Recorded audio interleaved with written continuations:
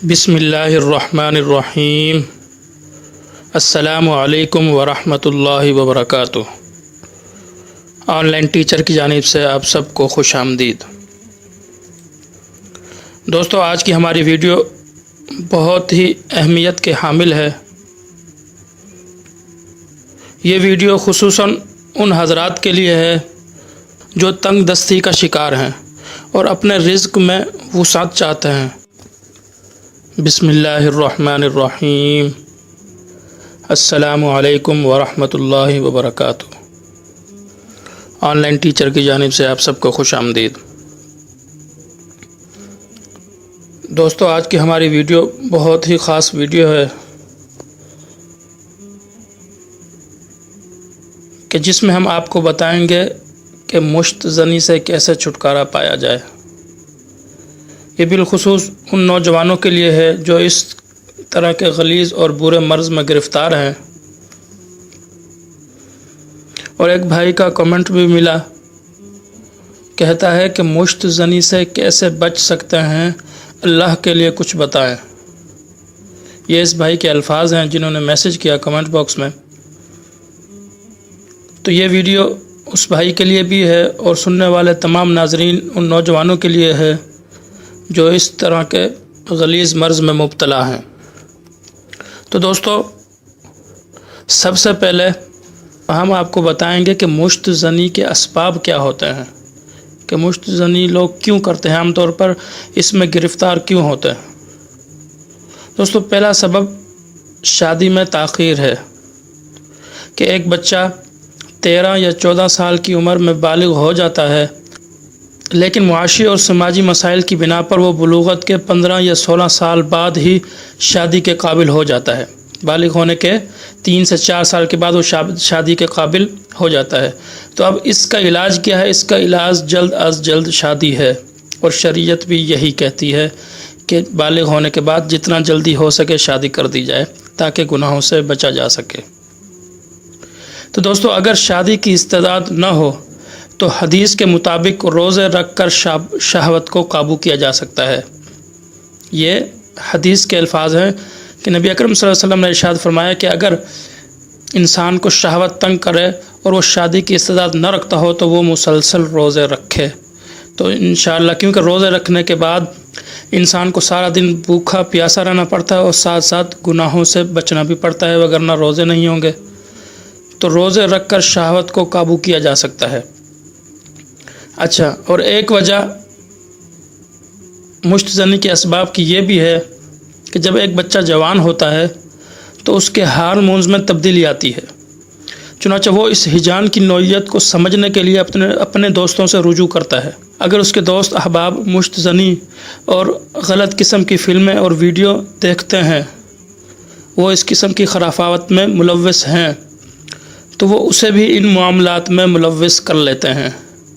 इसका इलाज दो रुखी है कि एक तो माँ बाप बच्चे की बुलूगत के वक़्त उस पर कड़ी नज़र रखें और उसके मामूलात को देखें। दूसरा यह है कि अगर कोई शख्स बुरी सोहबत से बचना चाहे तो उसे चाहिए कि फ़ौरी तौर पर वो ऐसे दोस्तों से क़त्अ ताल्लुक़ कर ले ताकि नेमल बदल के तौर पर वो साले फितरत लोगों की कंपनी तलाश करे। क्या मतलब कि फ़ारसी का एक शेर है कि सोहबत साले तुरा साले कुनन, सोहबत ताले तुरा ताले कुनन, यानी कि अच्छे लोगों की सोहबत तुम्हें अच्छा बना देगी और बुरे लोगों की सोहबत तुम्हें बुरा बना देगी। तो दोस्तों, ये वजूहात थी मुश्तज़नी के असबाब। ये मुश्तज़नी के असबाब थे जिनकी वजह से इंसान इस किस्म के गंदे और गलीज़ फ़ेल में मुब्तला होता है।